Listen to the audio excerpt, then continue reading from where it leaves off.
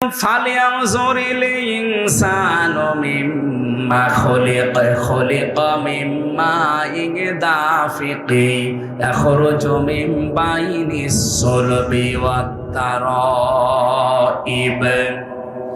আল্লাহ পাক বলেন, মানুষকে একটু নজর করে দেখে না তার জন্মের দিকে কি দিয়ে তাকে বানালাম। দ্রুত গতিতে বের হয়ে যায় না পাক পানিটা দিয়ে। এখানে সলবন আল্লাহ এক বচন দিয়েছেন, তারাইব দিয়েছেন বহু বচন।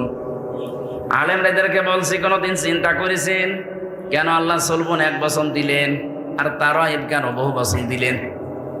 এখরুজু, তিনি বের করেন, মেমবাইনি সলবি ওয়াত তারাইব।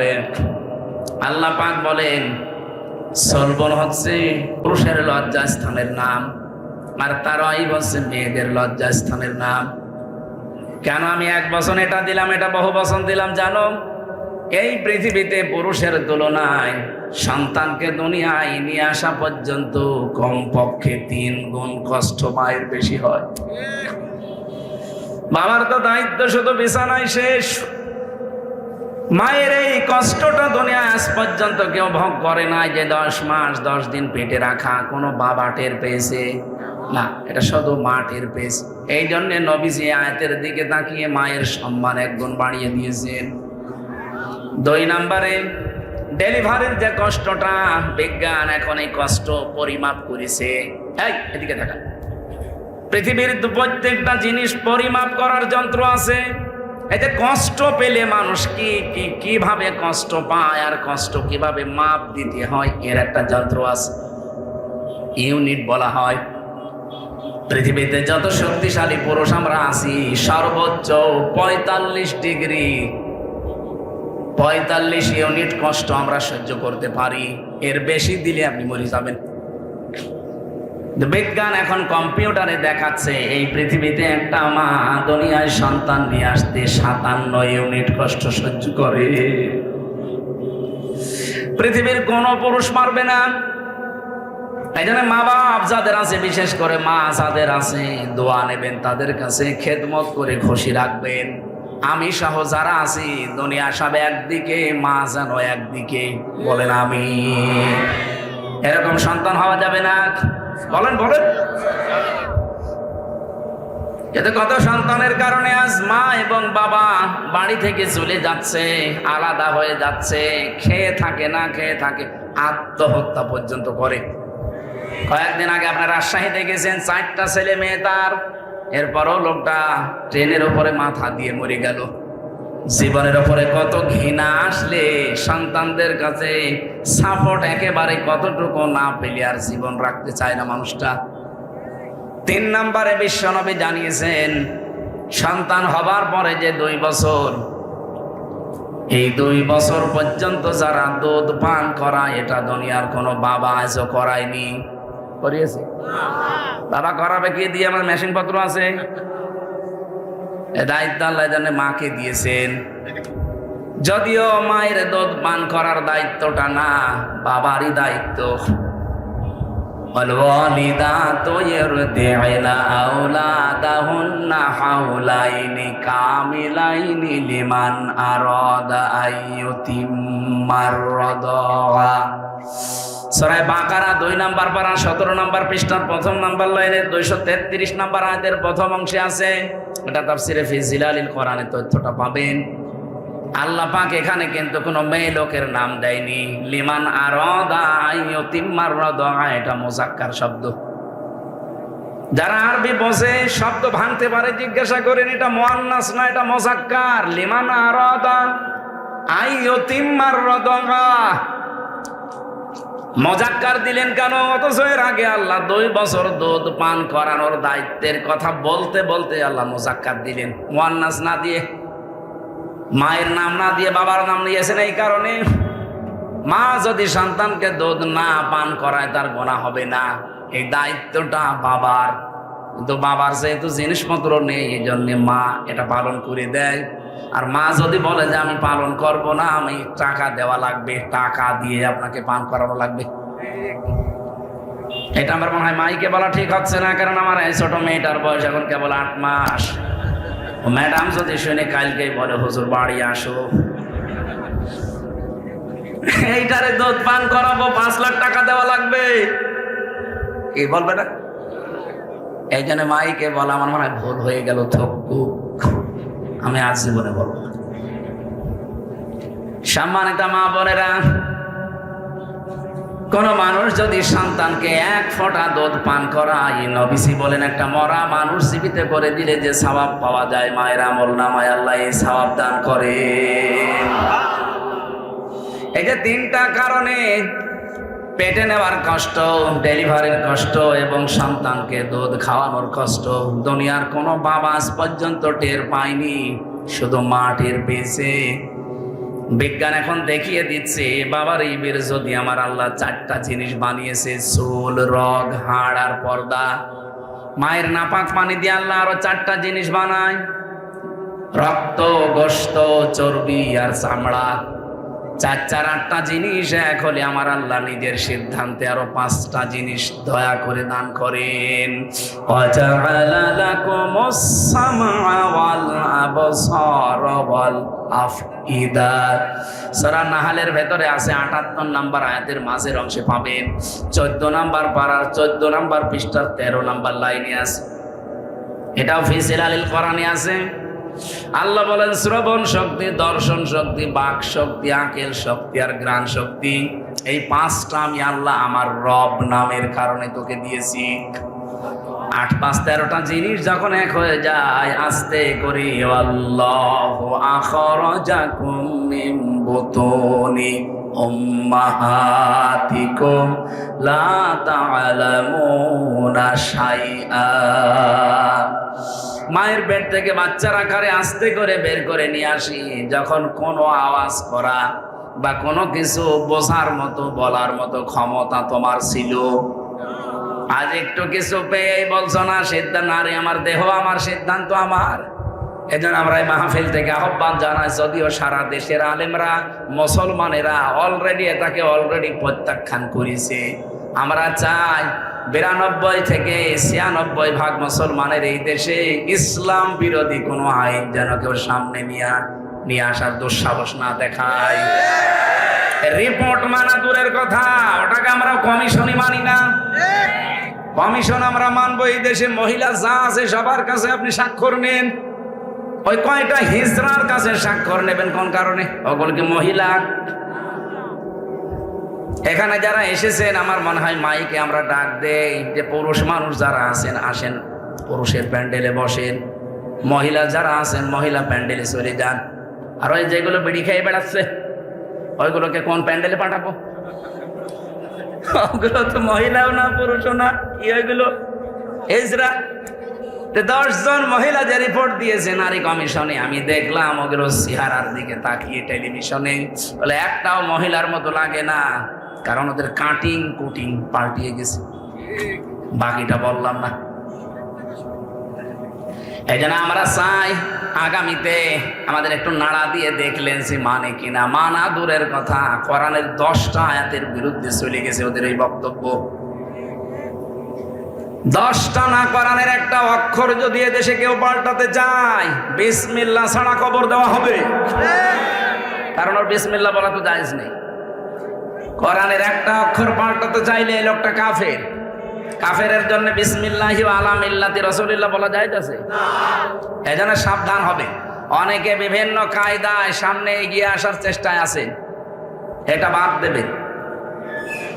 আমি যে কথা তুলেছিলাম, নবীদের নাম যারা পাল্টিয়েছে, এদেশের আলেমদের নাম যারা পাল্টিয়েছে, এই মানুষগুলো যদি এখনো পর্যন্ত তাওবা না করে, ওরা সালেম হয়ে মরবে।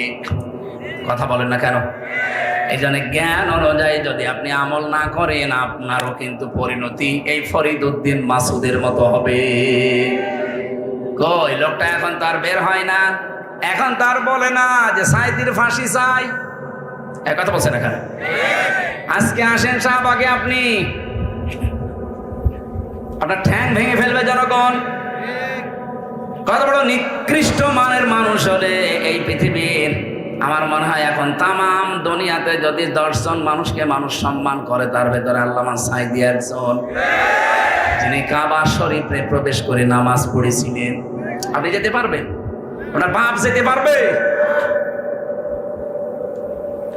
আল্লাহর ঘর ইন্না আউওয়ালা বাইতি উযিআ লিন-নাস লাল্লাযী বিবাক্কাতা মুবারাকা ওয়া হুদান লিল আলামিন।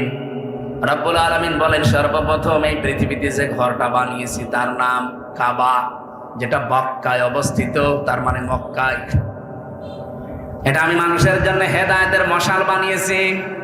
আজ তামাম পৃথিবী থেকে মানুষেরা কাবা শরীফে যাচ্ছে, অলরেডি বাংলাদেশ থেকেও আরম্ভ হয়ে গেছে। কথা বলেন না কেন? কেন এখানে যাবে মানুষ? হুদাল্লিন নাস পর্যন্ত আল্লাহ দিয়ে শেষ করেননি, হুদাল্লিল আলামিন দিয়েছেন। বিশ্বের যত মানুষ আসবে কাবা শরীফে আল্লাহ এমন কিছু দিয়ে রেখেছে, কাবা তাদেরকে হেদায়েতের পথ বলে দিতে পারবে। আল্লাহ কেন দিলেন আমি চিন্তা করেছিলাম আয়াতটা নিয়ে, সূরা আলে ইমরানের 95, 96, 97 নম্বর আয়াত। আল্লাহ রাব্বুল আলামিন বলেন, অমান দাখালাহু না ফিহি আয়াতুম বাজ্জিনাতুম মাকামু ইব্রাহিম ওমান দাখালাহু কানা আমিনা ইলা আখিরি আয়াত। একটু ভালো করে খেয়াল করেন ভাই, এদিকে তাকান। ফিহি আয়াতুম বাজ্জিনাত মাকামু ইব্রাহিম, এর ভেতরে আল্লাহর অনেক নিদর্শন আছে। এই কাবার এরিয়া থেকে শুরু করে বিভিন্ন জায়গায় আল্লাহ নিদর্শনগুলো ছড়িয়ে রেখেছেন। তার অন্যতম নিদর্শন মাকাম ইব্রাহিম। হযরত ইব্রাহিমে কাবা শরীফ বানানোর সময় যেটা লিফট হিসাবে ব্যবহার করেছিলেন, এখনো পর্যন্ত কাবা শরীফের পাশে সেটা আছে, মানুষ ওখানে নামাজ পড়ে। কি আপনারা জাননি কেউ? অমান দাখালাহু কানা আমিনা, এইটা বলার জন্য আমি এই পর্যন্ত আসলাম। এদিকে তাকান। অমান দাখালাহু কানা আমিনা, কেউ যদি এই কাবায় প্রবেশ করে আল্লাহ তাকে নিরাপত্তা দিয়ে দেয়। বাংলার মানুষেরা বলেন তো, এই বাংলাদেশ কি কাবা শরীফ? এত আসতে বলবেন কেউ? বলেন বলেন। আমরা আজ যে নিরাপত্তায় ভুগছি, নিরাপত্তাহীনতায় ভুগতেছি, এটা নিরাপত্তার বেষ্টন দিতে কি লাগবে? আল্লাহ যে কাবার নাম কিছু প্রশংসামূলক কথা বলার পরে যে কি বলছিলেন, ইন্না আউওয়ালা বাইতি উযিআ লিন-নাস লাল্লাযী বিবাক্কাতা মুবারাক ওয়া হুদাল লিল আলামিন ফিহি আয়াতুম বাজ্জিনাতুন মাকামু ইব্রাহিম। এরপরে দিয়েছেন কি, ওমান দাখালাহু কানা আমিনা, এখানে যদি কেউ প্রবেশ করে তাকে নিরাপত্তা দিয়ে দেয় কে? এবার আমার প্রশ্ন করার পরে আমি আলেমদেরকে জবাব চাই, কেন কাবা শরীফের এরিয়াতে প্রবেশ করলে আল্লাহ নিরাপত্তা দিয়ে দেয়, অথচ কাবার বাইরে যান দেখেন সেখানে ছিনতাই হয়, চুরি হয়, ডাকাতি হয়? আমি নিজে তো সাক্ষী, বহুদিন ছিলাম। কিন্তু কাবার এরিয়ার ভেতরে প্রবেশ করলে আপনি নিরাপত্তা পেয়ে যাবেন। বহু চিন্তা ভাবনা করে আমার এই মেধায় একটা জিনিস ধরা পড়েছে, কাবার এরিয়ার ভেতরে কোনো শিরিক নেই। কি যারা জানে যায় জিজ্ঞাসা করেন তো, কাবার এরিয়ার ভেতরে কোনো শিরিক পাবেন না? কোরআনে কারিমে আল্লাহ সূরা আনআমের 82 নম্বর আয়াতে জানিয়েছেন, আল্লাযীনা আমানু ওয়া লাম ইয়ালবিসু ঈমানাহুম বিযুলমিন উলাইকা লাহুমুল আমন ইলা আখিরি আয়াত। যারা ঈমান আনবে এবং ঈমানের সাথে জুলুম, এখানে জুলুম মানে শিরিক, ঈমানের সাথে যারা শিরিক মিশ্রণ করবে না, রব্বুল আলামিন বলেন উলাইকা লাহুমুল আমন, এই মানুষগুলোই আমি আল্লাহর পক্ষ থেকে নিরাপত্তার হকদার। তাহলে আল্লাহর পক্ষ থেকে যদি আজ নিরাপত্তা দিতে হয় বাংলাদেশকে, যেহেতু এটা কাবা শরীফ না, কাবার মতো যদি আমরা নিরাপত্তার বেষ্টনী দিতে চাই, ঈমান আমাদের যায় আছে, শিরিক থাকা চলবে না। আমার কথার অর্থ আমার মনে হয় আপনি বুঝেছেন। এদেশের মানুষের ঈমান যা আছে, ঈমানের ভেতরে শিরিক থাকলে আল্লাহ নিরাপত্তা দেবে? বলেন বলেন। আজ আমাদের প্রতিবেশী নামে কলঙ্ক, এদের কাছ থেকে আমরা নিরাপত্তাহীনতায় ভোগী। পাকিস্তানের সাথে মাইর খেয়ে এখন উল্টা আমাদের দিকে চোখ রাঙাচ্ছে, সে মাছ না পেয়ে সিপে কামড় দিচ্ছে। এখানে আমি আয়াত পড়েছি ওই রকম, আজকে জবাব দেব কোরআনের আয়াত দিয়ে ইনশাআল্লাহ। ভালো করে শুনবেন ভাই, ডিস্টার্ব হচ্ছে কারো? একটু অ্যাক্টিভ হয়ে শুনে। এই দেশটাকে আপনি আমেরিকার কাছে, চীনের কাছে, রাশিয়ার কাছে, ভারতের কাছে নিরাপত্তা চেয়ে জীবনেও পাবেন না। নিরাপত্তা শুধুমাত্র দিতে পারে আমাদেরকে গণেশ, দুর্গা, কে? আরে ভাই, অন্য ধর্মের যারা আছে তারা নাই বলুক যে হ্যাঁ আমাদের নিরাপত্তা আমাদের গণেশে দেবে, আমাদের দুর্গায় দেবে, সরস্বতী দেবে, দিক। আমরা যারা 92-93 ভাগ মুসলমান, বলেন আমাদেরকে নিরাপত্তা একমাত্র দিতে পারে কে? নিরাপত্তা দিতে পারে যেহেতু আল্লাহ, ওনার ঘোষণা এটা। যারা ইমানের সাথে শিরিক মিশ্রণ করে না তারাই নিরাপত্তার হকদার। এই জন্য আমরা বাংলাদেশকে শিরিক মুক্ত করতে চাই। এদেশে একটা প্রকাশ্য শিরিক চলছে, সকল ক্ষমতার উৎস জনগণ, এটা একটা শিরিক। কি কথা বলছেন না কেন? আন্নাল কুওয়াতা লিল্লাহি জামিআ, ক্ষমতার উৎসকে, এটাকে যারা না মেনে বলেন ক্ষমতার উৎস জনগণ, আপনি কিন্তু শিরিক করলেন। আর শিরিক করলে মানুষটা মুশরিক হয়ে যায়। এক কথা বলছেন না কেন? এক কথায় জবাব শোনেন, আল্লাহ যেটা পারে ওইটা অন্য কেউ পারে, এই বিশ্বাস করার নাম শিরিক। আর এই শিরিকটা বাংলাদেশে আর ভারতে বেশি। আমি বিশ্বের বহু দেশে ঘুরেছি, কোন দেশে এই শিরিকটা পাইনি। এই দেশে সবচাইতে বেশি এটা পাওয়া যাচ্ছে। আল্লাহ যেটা পারে ওইটা অন্য কেউ পারে। বলেন বলেন, যদি কেউ মনে করেন যে না পারে, তাহলে আপনি শিরিক করে ফেলেছেন অলরেডি। আর শিরিক করলে আপনি মুশরিক। সব গুনাহ আল্লাহ মাফ করে দেবে, কোরআনে জানিয়েছেন, কিন্তু শিরিকের গুনাহ মাফ হবে না। অকদিমনা ইলা মা আমিলু মিন আমালিন ফাজআলনাহু হাবাম মানসুরা। এই পৃথিবীতে যারা শিরিক মিশ্রিত আমল নিয়ে আসবে, ধুলি কণার মতো ওদের মুখের উপরে নিক্ষেপ করব। খুলনাবাসী, এটা আমার বিভাগ, বাড়ি আমার কুষ্টিয়া। এ বিভাগের সন্তান আমি গর্ব করি সারা বাংলাদেশে যে আমার বিভাগের নাম খুলনা। এই বিভাগে অন্তত শিরিক আমরা চলতে দেব না। হ্যাঁ, কথা বলেন না কেন? আমি সারা দেশের মানুষের ঘর চাইয়ে বেড়াই, আর আমার ঘরে খেয়াল নেই। এই দেশের সবচাইতে বেশি শিরিক হয় চট্টগ্রাম বিভাগে, এরপরে সবচাইতে বেশি শিরিক হয় ময়মনসিংহ বিভাগে, এরপরে 3 নম্বরে আছে আমরা শিরিক হতে দেব না।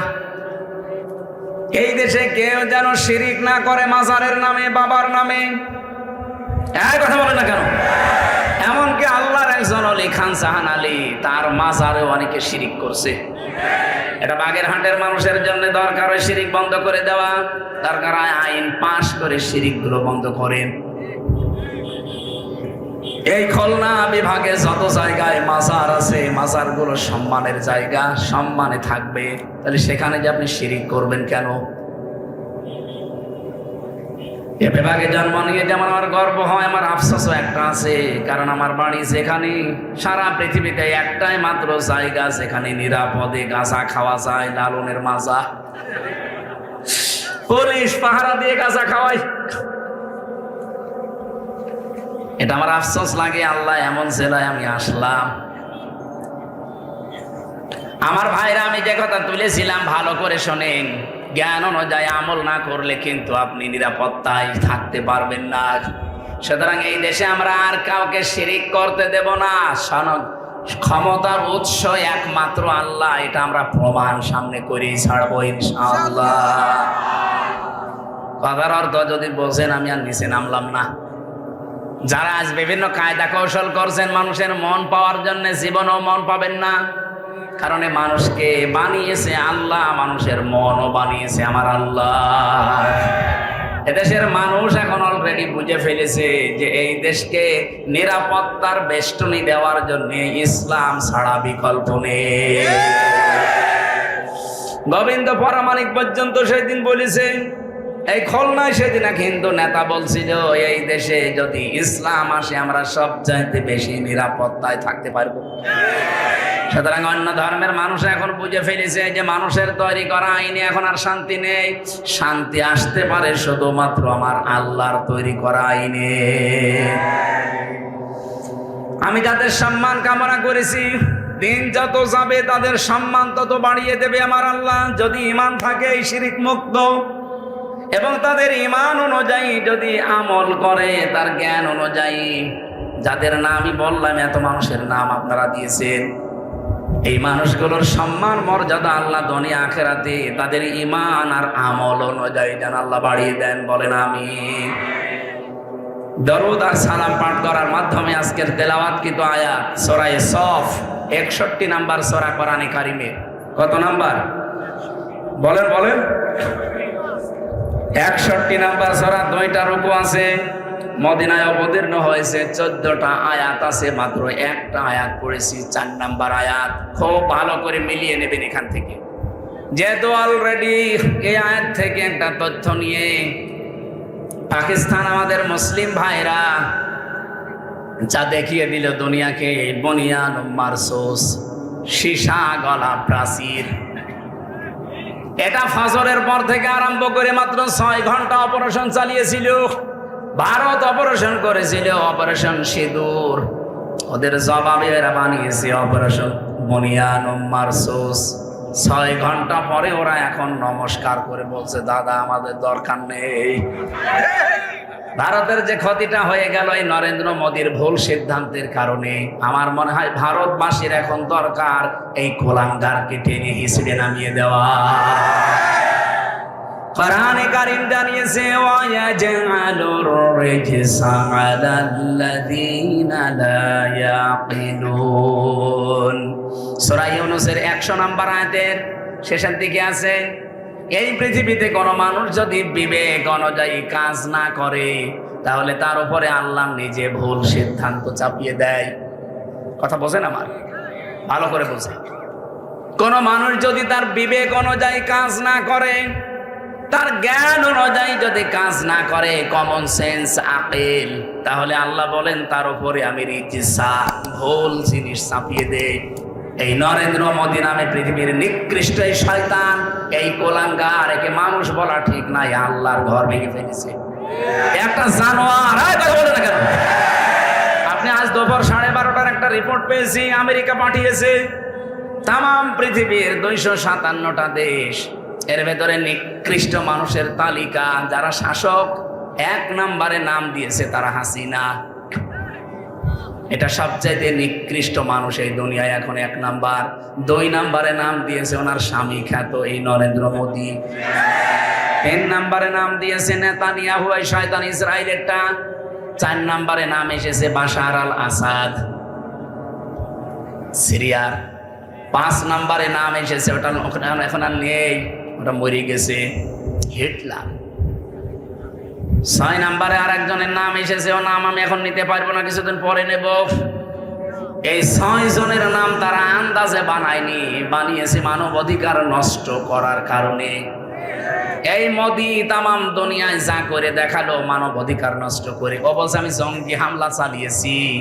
কেন জঙ্গি হামলা চালাতে গিয়ে মসজিদ ভাঙলেন?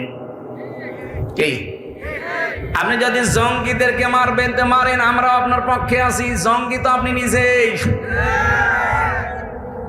জঙ্গি মানে সন্ত্রাসী হিসাবে আপনারা বলেন, জঙ্গি মানে সন্ত্রাসী। পৃথিবীর বড় সন্ত্রাসী নরেন্দ্র মোদী না? আপনি তাকিয়ে বলেন তো, আল্লাহর ঘর যারা ভেঙে দিতে পারে তাদের মতো সন্ত্রাসী দুনিয়ায় আবার কে আছে? কত মুসলমানকে আপনি বিদায় করে দিলেন বিনা কারণে। আপনার এই ভুল সিদ্ধান্তের কারণে আজকে ভারতে কত নিরপরাধ মানুষও কিন্তু এই যে সৈন্যবাহিনী, তারা কিন্তু একেবারে কুকুরের মতো পড়ে আছে। এই মানুষগুলোর মায়ের বুক খালি করলেন এই ভুল সিদ্ধান্তের কারণে। এই জন্যই তো আল্লাহ এমন কিছু চাপিয়ে দিয়েছে যে এখন উঠে আসা সম্ভব না। যা ক্ষতি করে ফেলেছে ভারতে, এটা এখন 50 বছর লাগবে এই ক্ষতি পোষাতে ওদের। এখন আমরাও চাই বাংলাদেশে যারা আছেন তারাও যদি ভুল সিদ্ধান্ত নেন, বিবেক কাজে না লাগান, কমন সেন্স যেটা দিয়েছে, আকল যেটা বলা হয়, এটা যারা পেয়েছেন যদি কাজে না লাগান, ভুল সিদ্ধান্ত চেপে পড়বে, তখন সামাল দেওয়া কঠিন হয়ে যাবে। এখানে আর দেরি না, দেশের জনগণ 18 কোটি মানুষ এখন এক বাক্যে বলছে এই নিষিদ্ধ জিনিসকে নিষিদ্ধ করে দিন। আপনারা কেন কালক্ষেপণ করবেন? আলহামদুলিল্লাহ ঠিক আছে, আমি আরো ঘন্টাখানিক আগে শুনেছি। না, নিষিদ্ধ করা খুব দরকার ছিল। কারণ কি জানেন, যে মানুষগুলো পালিয়ে গেছে ওরা নয় পালিয়েছে, কিন্তু ওদের ব্রেন তো নষ্ট হয়নি, ওরা তো এখনো কাজে লাগাচ্ছে। এই যে হাসাও মাহমুদ, এই শয়তানকে বসে আছে বাইরে, যে শয়তান তো যদি মরিয়েও যায় তো ওরে মনে হয় দায়িত্ব দিয়ে গেছে। এরকম হাজার হাজার শয়তান, 4,500 শয়তান অলরেডি ভারতে আছে।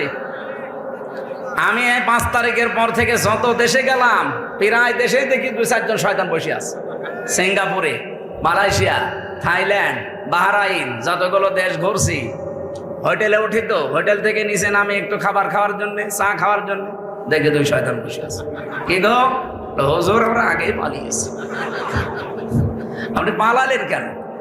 আপনাদের না 620টা বাড়ি? হ্যাঁ, আপনাদের না 620টা বাড়ি? একটা বাড়িতে তো এখন থাকতে পারেন না।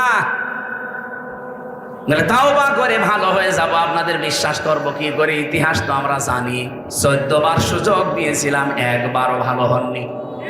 আর আল্লাহর ঘোষণা আছে, মানুষ যখন পাপের সীমা ছাড়িয়ে যায় তখন আল্লাহ তাকে আর ঘুরিয়ে নিয়ে আসার কোনো রাস্তা থাকে না। ফেরাউনও কিন্তু পাপের সীমা যখন ছাড়িয়েছে তখনও বলেছে, আন্নাহু লা ইলাহা ইল্লাল্লাযী আমানাত বিহি বানু ইসরাঈল ওয়া আনা মিনাল মুসলিমিন। আমি তো ঈমান এনেছি বনি ইসরাইল যার উপর ঈমান এনেছে তার উপরে, আমি তো মুসলমান। ওয়া আনা মিনাল মুসলিমিন, আমি মুসলমান। এর বড় ফেরেশতারা আমারে পানিতে চুবায় আবার তোলে। আল্লাহ ডাক দিলেন, আল আকাদ আসাইতা ক্বাবলু ওয়া কুনতা মিনাল মুফসিদিন। এখন এর আগে তুমি বড় স্বৈরাচার ছিলে, সন্ত্রাসী ছিলে, তোমার কারণে আমার বহু বান্দা দুনিয়া থেকে বিদায় নিয়েছে বিনা কারণে। তোমার কারণে হাজার হাজার বান্দা কষ্ট পেয়েছে বিনা কারণে। আজ যদি এই নিষিদ্ধ সংগঠন যেগুলো হয়ে গেছে, এরা যদি মাফ চায়, আপনি মাফ আল্লাহ করছে না, করবেন কি করে বলেন? আল্লাহ মাফ করবে না, কারণ তাদের দ্বারা আয়না ঘর তৈরি হয়ে হাজার হাজার মানুষ 8 দিন 10 দিন না 8 বছর 10 বছর 14 বছর আয়না ঘরে ছিল। এটা এখন বিশ্ব দেখে ফেলেছে। আরে ভাই, আমি নিজেও তো 10 দিন ছিলাম, আমি নিজেও 10 দিন মাটির নিচে ছিলাম। আমি দেখেছি কত ভয়ঙ্কর জায়গা ওটা, পৃথিবীর সাথে পুরা বিচ্ছিন্ন।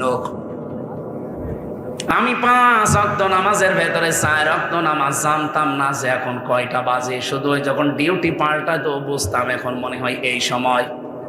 কারণ যারা আসতো ওরা তো মানুষ না, মানুষ নামের কলঙ্ক।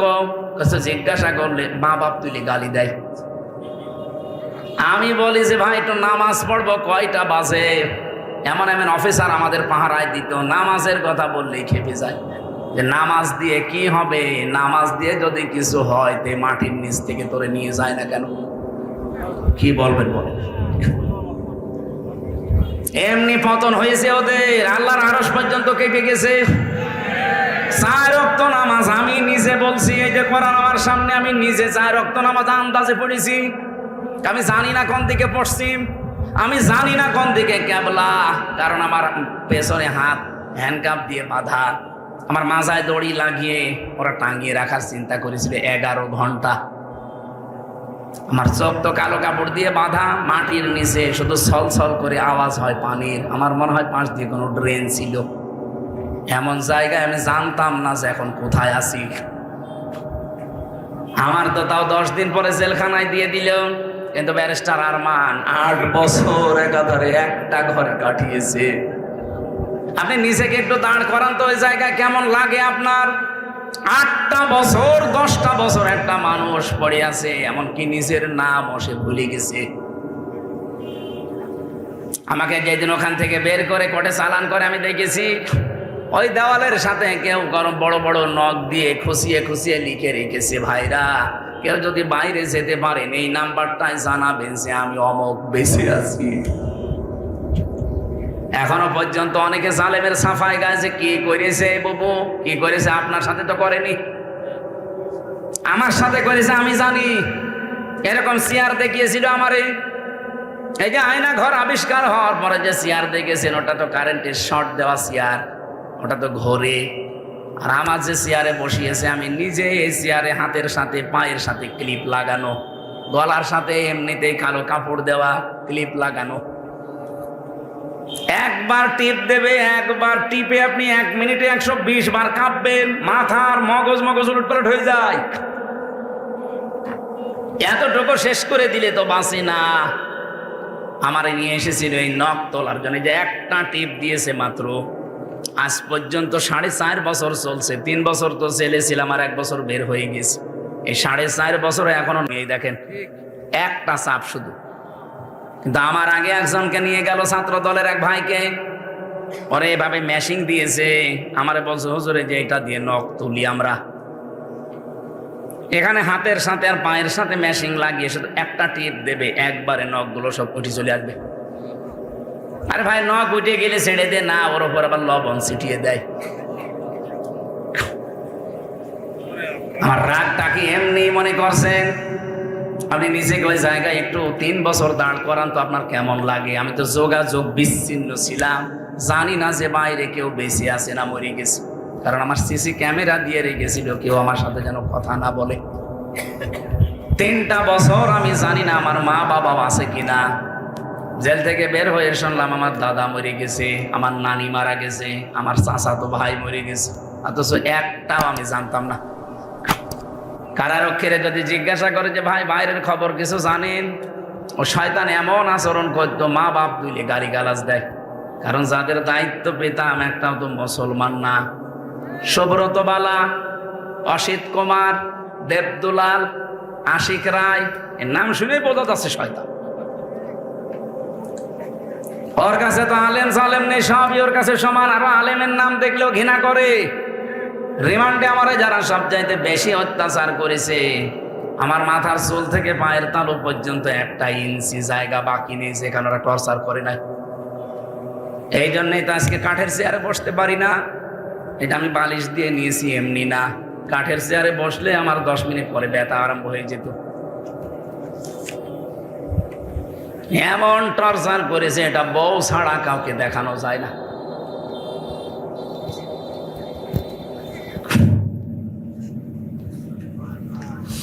আমার ভাইরা, আমি যে কথা আপনাদের শোনাতে চাই, নিষিদ্ধ এমনি এমনি করে না, নিষিদ্ধ এমনি এমনি হয়ও না।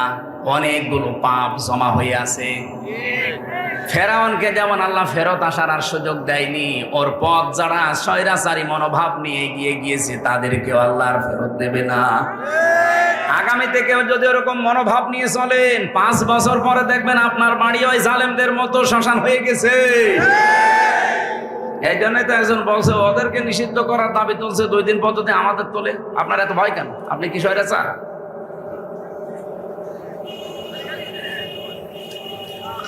সূরা সফ থেকে যে আয়াতটা পড়েছি, বুনিয়ানুম মারসুস, এমন একটা গুরুত্বপূর্ণ শব্দ এটা। এই পৃথিবীতে 2টা কাতারকে আল্লাহ সবচাইতে বেশি পছন্দ করে। কয়টা? 2টা কাতারকে আল্লাহ সবচাইতে বেশি ভালোবাসে। আল্লাহ নিজের নজর দিয়ে তাকিয়ে রাখে। 1 নাম্বার কাতারের নাম নামাজের কাতার, 2 নাম্বার কাতারের নাম জিহাদের ময়দানের মুজাহিদদের কাতার। সেই কাতারের শব্দ থেকেই পাকিস্তান যেটা ছেড়ে দিয়েছে ওইটার নাম বুনিয়ানুম মারসুস। রব্বুল আলামিন বলেন, ইন্নাল্লাহা ইউহিব্বুল্লাযীনা ইউকাতিলুনা ফি সাবিলিহি সাফফান কাআন্নাহুম বুনিয়ানুম মারসুস। অবশ্যই আমি আল্লাহ নিজে ভালোবাসি। আপনি চিন্তা করতে পারেন শব্দটা কি আল্লাহ চয়েস করলেন। ইন্নাল্লাহা, অবশ্যই আমি আল্লাহ, ইউহিব্বুল্লাযীনা, তাদেরকেই ভালোবাসছি এবং বাসবো। ইউহিব্বু এটা মজারে, বর্তমান, ভবিষ্যৎ, প্রেজেন্ট, ফিউচার। শুধু এখন না, কিয়ামত পর্যন্ত আমার আল্লাহ ভালোবাসতেই থাকবে। কাদেরকে? আল্লাযীনা, যারা ইউকাতিলুনা ফি সাবিলিহি, আল্লাহর রাস্তায় যারা যুদ্ধের ময়দানে অবস্থান নেয় সশস্ত্র বাহিনী হিসাবে। সাফফান, কেমন ভাবে নেয়? সীসা গলা প্রাচীরের মতো সারিবদ্ধ, কাতারবদ্ধ হয়ে। এই কাতারটা আল্লাহর কাছে এত বেশি ভালো লাগে, কারণ এই কাতারটা আমার আল্লাহর জমিনে আল্লাহর দিন কায়েমের জন্য, মানবতা প্রতিষ্ঠা করার জন্য, অন্যায় উৎখাত করার জন্য এই কাতার তৈরি করা হয়। ওরা যদি পাকিস্তানের মসজিদ না ভাঙতো, মাদ্রাসা না ভাঙতো, শিশুদেরকে হত্যা না করতো, পাকিস্তান এত ক্ষিপ্ত না। কথা বলেন না কেন? আপনি জঙ্গি হামলা হয়, জঙ্গি হামলা করেন, কোনো অসুবিধা নেই, কিন্তু মসজিদ ভাঙলেন কেন? হিন্দু ভাইরা বলেন তো, আমরা যদি এখন বলি ঢাকার স্বামীবাগের ইস্কন মন্দির 500 বছর আগে এটা মসজিদ ছিল, এর নিচে এটা ভেঙে এখন মসজিদ বানাবো, বলেন কেমন লাগবে আপনার? আপনার যেমন লাগবে। বিবেকটা কি কুকুরে প্রসাব করেছে? পাকিস্তানের মুসলমানদের অন্তরে ঠিক এইটাই লেগেছে। কেন মসজিদ ভাঙে মাটির সাথে মিশিয়ে দিলেন? মাদ্রাসা নবীর ঘর যেখানে কোরআন হাদিস শেখায় সেইটাও ভেঙে ফেলেছেন। ভারতে এখন হাজার হাজার মসজিদ ভেঙে মাদ্রাসা তালাবদ্ধ করে দিচ্ছে এই শয়তানরা। আমি যে হাদিস পড়েছিলাম, মানিদ দাআ মা লাইসা লাহু ফালাইসা মিন্না, এদিকে তাকা। হযরত আবু যর থেকে বর্ণিত, নবীজি বলেন, যে জিনিস তোমার না, ওই জিনিস যদি তুমি নিজের করে নাও, নিজের দখলে নিয়ে নাও, তাহলে 2টা ক্ষতি ওই দিন থেকে তোমার আরম্ভ হবে। 1 নম্বরে ফালাইসা মিন্না, ওই দিন থেকে তুমি আমি নবীর উম্মত আর নেই। কি কথা বলছে? এটা আরো কঠিন। ও যেন জাহান্নামে নিজের একটা স্থান টিকিট কেটে রেখে দিল। এই ভারত যেটা করেছে, আমাদের বাপ দাদাদের দেওয়া হাজার হাজার বিঘা সম্পত্তি মাদ্রাসা, মসজিদ, খানকা, গোরস্থান, ঈদগার জন্য তারা ওয়াকফ করেছিল। আর এই মোদি নামে শয়তানটা এখন অবৈধ আইন পাশ করে ওগুলো সব দখল করে নিচ্ছে। ও জমি কি তোর বাবার নাকি? ওটা মুসলমানদের দেওয়া। কথা বলে না কেন? যেটা যার না সেটা যদি সে দাবি করে, 1 নম্বরে সে তো নবীর উম্মত এমনু নেই, ওটা তো বাদ। 2 নম্বর, ও জাহান্নামে নিজের স্থান তৈরি করে নিল। সুতরাং মোদি এ লোকটা জাহান্নামী। কোনো ফতোয়া লাগবে না, নবীর ফতোয়া, মুসলিম শরীফ। যেটা আপনার না ওটা আপনি দখল করছেন কেন? এই যে ইসরায়েল যেটা দখল করে নিয়েছে, ওটা ওর বাপ দাদার। 1940 সালে দয়া করে এই ফিলিস্তিনের মুসলমানেরা ওদেরকে থাকতে দিয়েছিল। আমরা যেমন রোহিঙ্গাদেরকে দিয়েছি এরকম থাকতে দিয়েছিল, অথচ তাদেরকে এই তাড়িয়ে দখল করে নিচ্ছে। তার মানে ইসরায়েলের ইহুদিরা জাহান্নামী, ভারতের এই উগ্রপন্থী হিন্দু মুশরিক যারা, সব হিন্দু না, মুশরিক যারা, এরা যে জাহান্নামী, কোনো ফতোয়া লাগবে আর? এমনকি বাংলাদেশের সাথে হাদিসটা মেলে নাকি বলবো না? আবার নিজের দিকে টেনে নিয়েন না। আগস্টের 5 তারিখের পরে আমরা দেখতে পেয়েছি এই দেশে যে জিনিস যার না, অনেকেই সেটা দখল করে নিজের আয়ত্তে নিয়ে নিয়েছে। এটা হয়তো খুলনায় নেই, যারা নিয়েছেন যেটা আপনার না ওইটাকে ফেরত দিয়ে দেন, নয়তো ওই দিন থেকে আপনি নবীর উম্মত আর নেই। এটা একটু কড়া হয়ে গেল? কিছুই হয়নি, এখনো কেবল ডোজ শুরু হচ্ছে। যারা যা নিয়েছেন ফেরত দিয়ে দেবেন। হ্যাঁ, এখানে একটা অপশন আছে হাদিসের টিকায়, এই যে ফা আছে না মাঝখানে, ফালাইসা মিন্না। ফা আরবি গ্রামার অনুযায়ী বালাগাত মান থেকে আমি পড়েছি 19টা অর্থে ফা আসে। কয়টা? এর 13 নাম্বার কায়দায় দেখবেন একটা কায়দা লেখা আছে, উপরে বর্ণিত কোন শব্দ যদি আপনার সাথে মিলে যায়, পরের যেটা আল্লাহ এবং রসুল বলতে চাই মাস্ট বি ওটা আপনার উপরে কার্যকর হবে। প্রথম শব্দ ছিল কি? মানিদ দাআ, এখানে টান আছে। মানিদ দাআ মা লাইসা লাহু, এই যে হাদিস এখানে আছে, আমি নোট করে এনেছি একেবারে বাংলা ভাষায়। দাঁড়ান আপনাকে পড়ে পড়ে শোনাই। অনেকে মনে করবেন যে হুজুর মনে হয় বানাচ্ছে, আমার নিজের বানানো কথা না।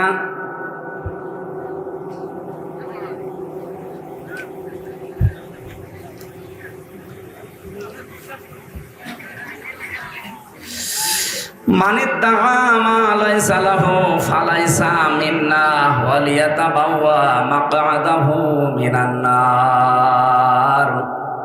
এই দেখেন, আন আবি যাররিন রাদিয়াল্লাহু তাআলা আনহু قال আন্নাহু সামিয়া রাসূলুল্লাহি সাল্লাল্লাহু আলাইহি ওয়াসাল্লাম ইয়াকুল মান ইদ্দাআ মা লাইসা লাহু ফালাইসা মিন্না ওয়া লিয়াতাবাওয়া মাকআদাহু মিনান নার রাহু মুসলিম। মুসলিম শরীফের 3765 নম্বর হাদিস। হযরতে আবু যর বলেন, কোন ব্যক্তি যদি এমন জিনিসের দাবি করে যে জিনিসের প্রকৃত মালিক সে নয়, তাহলে তার দুইটা শাস্তি। এক নম্বরে সে আমার দলভুক্ত না, তার মানে আমার উম্মত না। দুই নম্বরে তার বাসস্থান জাহান্নামে সে যেন নির্ধারিত করে নিল। আগস্টের 5 তারিখের পরে যারা এই কাজ করেছেন এটা ফেরত দেওয়া লাগবেই, নয়তো আপনি মরে গেলে আপনার জানাজাও জায়েজ নেই, আপনাকে কবরে দেওয়াও জায়েজ নেই। কারণ বিসমিল্লাহি ওয়া আলা মিল্লাতি রাসূলুল্লাহ বলে দেব, আমি কি মিথ্যা কথা বলবো আপনার জন্য? আল্লাহর নামে তো আপনাকে রাখা যাবে না, আর রসুলের দলেও তো আপনাকে দেওয়া যাচ্ছে না, কারণ আপনি মানুষের জিনিস দখল করে নিয়েছেন। কত মানুষ দেখলাম চুরি করে, ডাকাতি করে, এমনকি চাঁদাবাজি করেও নিয়েছে। আরে ভাই, আপনার এলাকায় এখন হয়নি এগুলো, আমাদের এলাকায় পেয়েছি। যাদের এলাকায় যা হয়েছে ফেরত দেওয়া লাগবে না, ওর জন্য জানাজাও নেই, ওর জন্য কবরও নেই, পরে পুড়িয়ে ফেলবেন, কারণ এমনিও জাহান্নামে যাবে।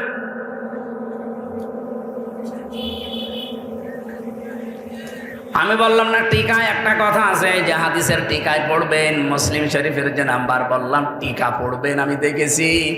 নবীজি বলেন, হ্যাঁ, যদি কোনো জিনিস তোমার হাতছাড়া হয়ে যায়, তোমার দখলে ছিল কিন্তু ওইটা কেউ কেড়ে নিয়েছিল, ওইটা যদি আবার তুমি ফেরত পাও, তাহলে এই হাদিসের যে শাস্তি আছে তার আওতা মুক্ত থাকবে।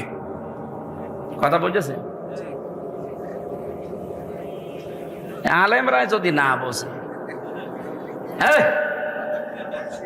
আমি আবার বলছি, রিপিট করে পরে যদি না বোঝেন না, আপনার খবর আছে। যে জিনিস আপনারই ছিল কিন্তু ওটা হাতছাড়া করে ফেলেছিলেন, হারিয়ে গিয়েছিল, কেউ নিয়ে নিয়েছিল, ওটা যদি আপনি আবার ফেরত পান, তাহলে হাদিসের যে শাস্তি, আপনি নবীর উম্মত থাকতে পারবেন না, এই শাস্তি আপনার জন্য না, কারণ আপনার জিনিস আপনি ফেরত পেয়েছেন। কথা বলেন না কেন? এই যে ইসলামী ব্যাংক যাদের ছিল তারা ফেরত পেয়েছে। আপনি বলেন ওই ব্যাংকে আপনার বাবার, যাদের ব্যাংক তারা ফেরত পেয়েছে। এতদিন হয়তো হাতছাড়া হয়ে গিয়েছিল, জোর জবরদস্তি করে দখল করে একজন রেখেছিল, ওইটা আবার ফেরত পেয়েছে। কিন্তু অনেকে বলছে না, এটাও চিন্তায় হয়ে গেছে। আপনি এরকম কথা বলতে পারেন? ওই ব্যাংকে আপনার বাবার, আপনার দাদার যারা বানিয়েছিল তারা এখন ফেরত পেয়েছে, এক কথা বলছেন না? আপনি এই জায়গায় ফতোয়া দেন যে না, ও জোর করে নিয়েছে। আরে ভাই, আমার নিজেরটা বলছি আমি। আমারে ধরার পরে আমার বাবার কাছ থেকে কমপক্ষে প্রথম দিনই 10 লাখ নিয়েছে, এরপরে ধাপে ধাপে 3 বছরে 32 লাখ টাকা খেয়েছে ওরা। এই টাকাগুলোকে সব ওদের টাকা? বলেন বলেন। তা আমার টাকা আমি হাতছাড়া করে ফেলেছি। আপনি যেভাবেই হোক মিথ্যা মামলা দিয়ে, মিথ্যা সাক্ষী দিয়ে, বিভিন্ন কায়দায় ভয় ভীতি দেখে রিমান্ডে নিয়ে টাকাগুলো আমার বাবার কাছ থেকে নিলেন। এমনকি আকিস গ্রুপে চাকরি করতাম, সেখান থেকে ওরা 32 লাখ নিয়েছে। এই টাকাগুলো তো আর আপনাদের না, যারাই নিয়েছেন। আমার মামলার আয়ু থেকে শুরু করে মিজানুর রহমান বাড়ি মাদারীপুরের টেকের হাট, এই শয়তান থেকে শুরু করে একেবারে টপ টু বটন যারা মামলার সাথে জড়িত সবাই খেয়েছে। আমি চাই এই টাকা তারা ফেরত দেবে। আপনাদের খুলনারও একজন অফিসার ছিল, এসপি, ফলতলায় বাড়ি, আমার রিমান্ডে উনিও ছিল। ভাগ যদি পায় ওরাও পেয়েছে। বিশেষ করে কাউন্টার টেররিজমের প্রধান যে ছিল গোপালগঞ্জের আসাদুজ্জামান, এই শয়তান বেশি খেয়েছে। ও আমার চোখ কালো কাপড় দিয়ে বেঁধে বলছে, ফুটবলের মতো ওই দেলাওয়ারকে পিটিয়েছিলাম, আপনাকে লাগতাবো। আমি চাই আমার টাকা ফেরত দেওয়া লাগবে, নয়তো আমার কোনো মাফ নেই। আমার গাড়িটাও আটক করে ওরা গাড়িটা পর্যন্ত 1,13,000 টাকা বিনা কারণে নিয়েছে। সেদিন ওই ওসি এসেছিল, সিরাজগঞ্জ এক মাহফিল ছিল, দেখে ওসি এসেছে। হুজুর আসসালামু আলাইকুম, কে আপনি? বলছে আমি সেই ওসি আবুল কালাম আজাদ। আরে ভাই এদিকে আসেন। হুজুর মাফ করেন। আমি মাফ করবো, আমার টাকা ফেরত দেন। আমি তো মাফ করার জন্যই বসে আছি, আমার টাকাগুলো আগে ফেরত দিয়ে দেন। টাকা নেই, আমার নামে বিভাগীয় মামলা হয়েছে, আমি এখন পালিয়ে বেড়াচ্ছি। পালিয়ে বেড়ালে হবে না, আগে টাকা দিন। আপনি মাফ চান মানে জিনিসকে আপনার ছিল, আপনি জোর করে টাকাগুলো নিলেন কেন? শেষে 1 লাখ টাকা ফেরত দিয়েছে। আচ্ছা 13,000 কয় বছর হুজুর আছে না, ঠিক আছে। পুলিশ যে টাকা ফেরত দেয় বাংলাদেশে এই মনে হয় প্রথম। এখন দেখছে বিভিন্ন জায়গায়, আমরা চাই ওরা যা উপায় করেছে এতদিন সব ওইভাবে করে নিয়ে নেওয়া লাগবে। কথা বলেন না কেন? এই 15.5 বছরে বিএনপির কাছে, জামাত ইসলামের কাছে, চরমনার কাছে, খেলাফত আন্দোলন, হেফাজতের কাছে যা যা যেভাবে নিয়েছে, মিথ্যা মামলা দিয়ে, মিথ্যা সাক্ষী দিয়ে, ভয় দেখিয়ে, বাড়ি থেকে তাড়িয়ে দিয়ে, কত কায়দায় দখল করেছে না, সবগুলো ফেরত দিন। যেভাবে হোক ফেরত নিয়ে নেবেন। বাবা শাহজালাল সব হালাল জিনিস আমার, আমি ফেরত নেব। আপনার জিনিস নাকি? আমার যেমন আমার নিজেরটা বললাম, আপনারটা যদি এরকম হারিয়ে ফেলেন আপনি ওইভাবে কেড়ে নিন। কিভাবে নেবেন আমি জানি না। যেহেতু অন্যায়ের বিরুদ্ধে কোনো প্রতিবাদ দাঁড়িয়ে গেলে সীসা গলা প্রাচীরের মতো ওই কাতারটা আল্লাহর পছন্দ হয়। আপনি দেখেন না, মাত্র 2 থেকে 3 দিনের আন্দোলনে এত বড় একটা জালেমদেরকে দেশ নিষিদ্ধ করে দিয়েছে। সীসা গলা প্রাচীরের মতো সামনে আমাদের ঐক্যবদ্ধ থাকা লাগবে, কারণ এই কাতারটা আল্লাহর খুব ভালো লাগে। রব্বুল আলামিন বলেন এত বেশি পছন্দ করি এই কাতারকে, এই কাতার থেকে কেউ যদি শহীদ হয়, মারাও যায়, তার জন্য 6টা পুরস্কার দুনিয়া আখিরাতে আমি আল্লাহ দিয়ে দেই। বলেন সুবহানাল্লাহ। এজন্য আমরা সত্যের পক্ষে, এই পৃথিবীতে আল্লাহর দ্বীন কায়েমের জন্য, মানবতার পক্ষে, অন্যায়ের বিরুদ্ধে যেখানেই ডাক দিক দলমত দেখা যাবে না, দাঁড়িয়ে যাওয়া লাগবে। যদি আমার বাবার বিরুদ্ধেও দাঁড়ানো লাগে আমি এই কাতারে দাঁড়াতে রাজি আছি না নেই? ইন্নাল্লাহা ইউহিব্বু, আল্লাহ বলেন আমি ভালোবাসি, বাসবো। ইউহিব্বু শব্দ দিয়ে আপনি আরেকটা আয়াত পাবেন রাসূল সংক্রান্ত। ওলে ইন কুনতুম তুহিব্বুনাল্লাহা ফাত্তাবিউনি ইউহিব্বুকুমুল্লাহ। হে নবী আপনি বলেন যদি আল্লাহর ভালোবাসা পেতে চাও তাহলে আমার রাসূলের আনুগত্য করো, আমি নিজেই তোমাদেরকে ভালোবাসি, বাসবো। এখানেও মোজারে দিয়েছেন আল্লাহ ইউহিব্বুকুমুল্লাহ, আমি নিজেই তোমাদেরকে ভালোবাসা আরম্ভ করে দেব।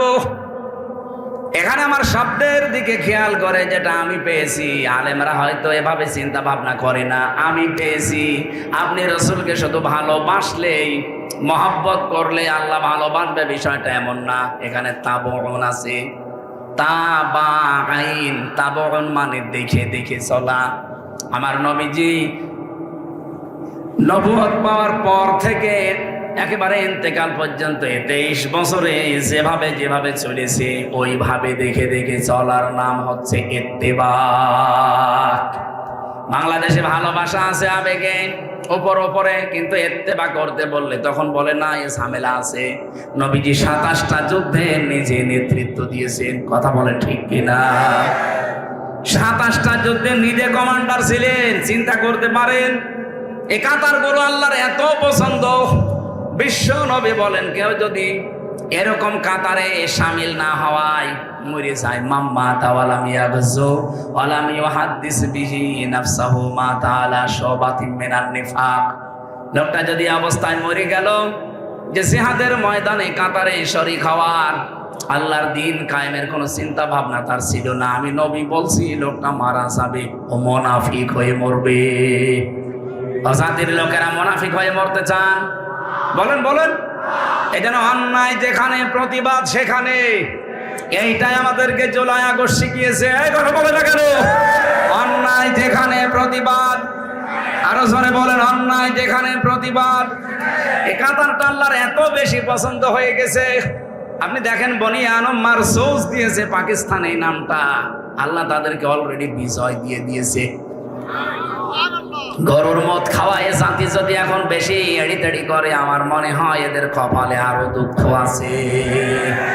সব মুরগির বাচ্চার মতো পড়ে মরি আছে। 6 ঘন্টার ব্যবধানে ওদেরকে, আমার মনে হয় এখন তামাম পৃথিবীর মুসলমানদের 57টা দেশ যেহেতু মুসলিম, এদের সবই পাকিস্তানের মতো এখন এক হওয়া দরকার। ভারতে যদি একজন মুসলমানের উপর অত্যাচার হয়, ভারতকে বাংলা পৃথিবীর মানচিত্র থেকে আমরা নিশ্চিহ্ন করে দেব। এক কথা বলেন না কেন? এই দেশে আমরা হিন্দুদেরকে যেমন আমানতে রেখেছি, ভারতে মুসলমান ভাইদেরকে আমানতে রাখা লাগবে। আপনি অত্যাচার করবেন মানে এ পৃথিবী আপনার বাবার নাকি? পৃথিবী সবার জন্য বসবাসের উপযুক্ত জায়গা আমরা করতে চাই। যে তোরা আজকে শান্তির পথে ফিরে আসার জন্য প্রতিশ্রুতি দিয়েছে, যুদ্ধবিরতি চেয়েছে, ডক্টর মোহাম্মদ ইউনূস পর্যন্ত আজকে ধন্যবাদ জানিয়েছে, ঠিক আছে। কিন্তু আগামীতে যদি কোনো মুসলমানদের ওপরে আবার অত্যাচার করে, এই জঙ্গি, এই সন্ত্রাসী, এই গরুর মদ খাওয়া জাতির কোনো ক্ষমা নেই। এটা করাও সম্ভব। শুধু পাকিস্তানের মতো বাংলাদেশ, মুসলিম দেশ যতগুলো আছে 57টা, এই সীসা গলা প্রাচীরের মতো শুধু এক থাকা লাগবে। এই জন্য আল্লাহ দিয়েছেন কান্নাহুম বুনিয়ানুম মারসুস। এই সফ, এই কাতার এত বেশি আমার পছন্দ হয় যারা সীসা গলা প্রাচীরের মতো ঐক্যবদ্ধ হয়ে দাঁড়িয়ে যায়। এ বাংলাদেশে আমরা এরকম একটা কাতার, এরকম একটা প্রাচীর চাই। কথা বলেন না কেন? নারী কমিশনের মতো সামনে যদি কোনো কমিশন উল্টা পাল্টা কোন রিপোর্ট দিতে চাই, এরকম দলমত নির্বিশেষে কাতার হয়ে যাওয়া লাগবে। আর আপনি বিশ্বাস করবেন, এই কাতারকে আল্লাহ সবচাইতে বেশি ভালোবাসে। আর একটা কাতার আছে যে কাতারকে আল্লাহ খুব বেশি ভালোবাসে, ওটা নামাজের কাতার। এই জন্য নবীজি জানিয়েছেন, নামাজে দাঁড়ালে যার জন্য কাতার বাঁকা হবে, পুরা গোনা তার হবে।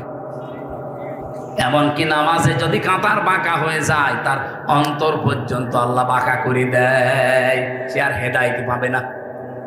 বাংলার মুসলমানেরা আজ আমাদের দেশে যেহেতু নামাজ আছে কিন্তু নামাজের কাতার নেই। প্রশ্ন আসতে পারে, এত কাতার দিচ্ছি প্রতিদিন 5 বার করে, যে কাতার নেই মানে এ কাতার সে কাতার না।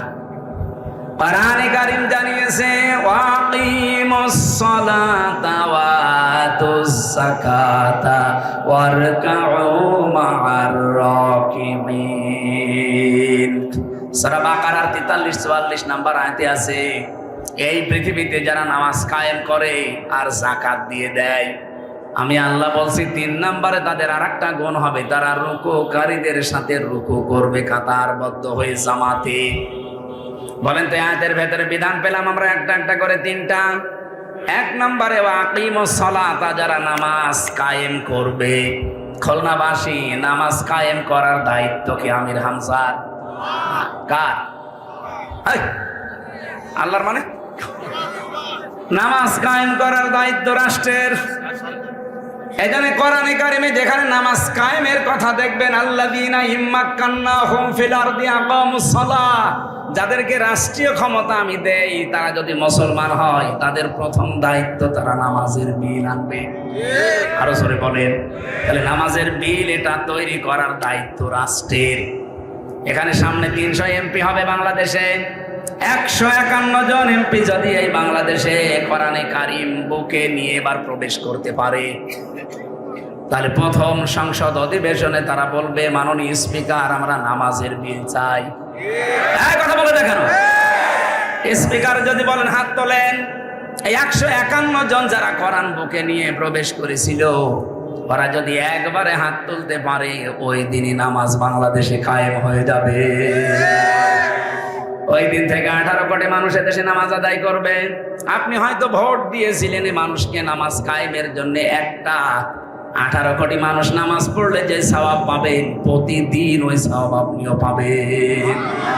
এটা যদি আমি বানিয়ে বলি, আলেমদেরকে জিজ্ঞাসা করেন, সূরা নিসা 5 নম্বর পারা 10 নম্বর পৃষ্ঠা 11 নম্বর লাইনের 85 নম্বর আয়াতের প্রথম অংশে আছে।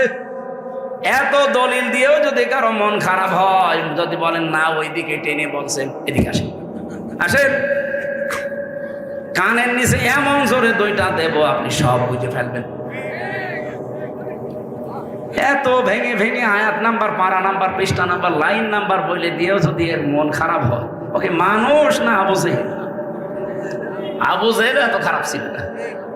আবু জেহেলও চুরি করে কোরআন শুনতে যেত, আরে এত দলিল দিয়েও মানতে চাই না। আরে ভাই, নামাজ কায়েমের কথা বললে আপনার গায়ে আগুন ধরে। এটা তো আমার দায়িত্ব না, এটা দায়িত্ব সরকারের।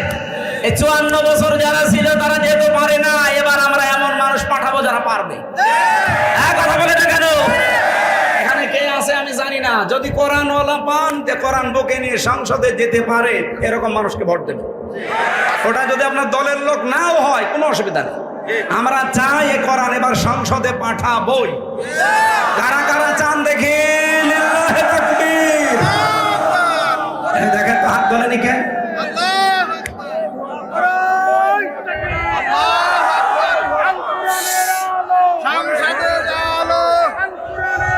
আলহামদুলিল্লাহ ভাই, এই হাত ধরে যেন আল্লাহ কবুল করেন এবার কোরআনকে সংসদে নেওয়ার জন্য।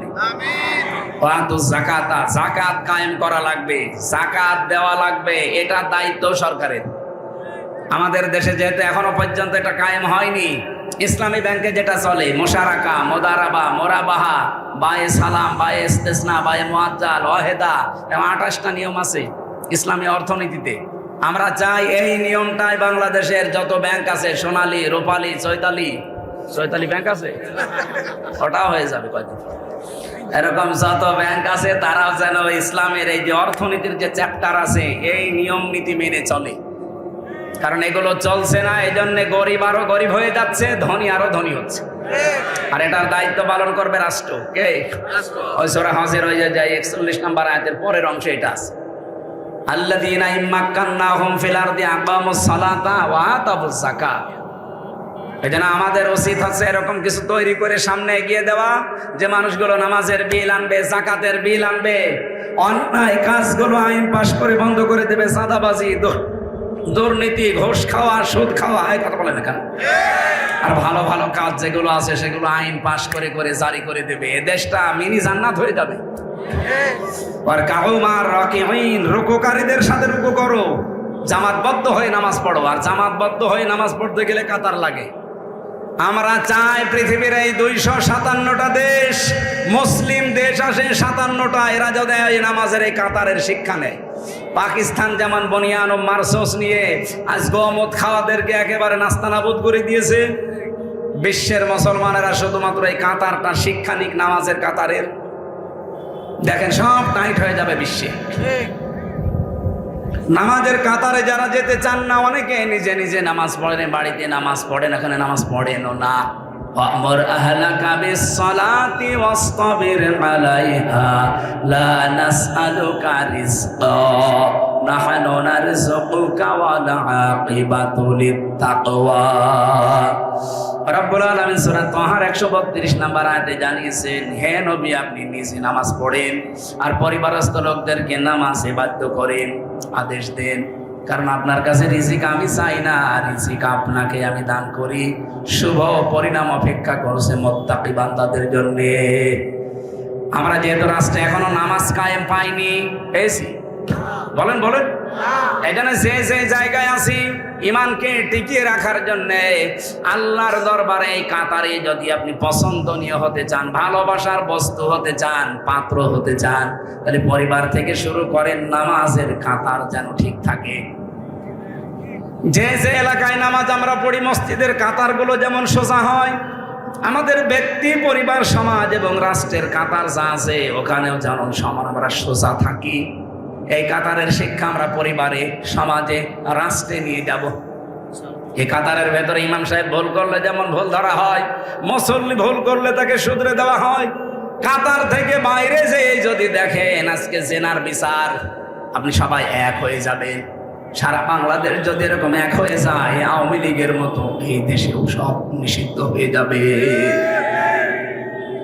আমার কুষ্টিয়ার হালসা আমার গ্রামের বাড়ি। আমি জেলে যাওয়ার আগে 20 সালে একটা ফতোয়া দিয়েছিলাম, জেনার ফতোয়া। কিন্তু ওই সময় আমার হাতে কিছুই ছিল না, ব্যাগ ও কোনো সাপোর্ট ছিল না, যদিও এখনো নেই। জেনার বিচার যেটা আছে, আমি রায় দিলাম, যে ফতোয়া দিলাম এইটা, যে জেনার বিচার হচ্ছে যদি সাক্ষী প্রমাণ হয়ে যায় তাহলে মাটির নিচে গেড়ে আপনি পাথর মেরে মেরে ফেলবেন যদি বিবাহিতা হয়, আর যদি অবিবাহিতা হয় তাহলে 80টা বেত্রাঘাত করেন।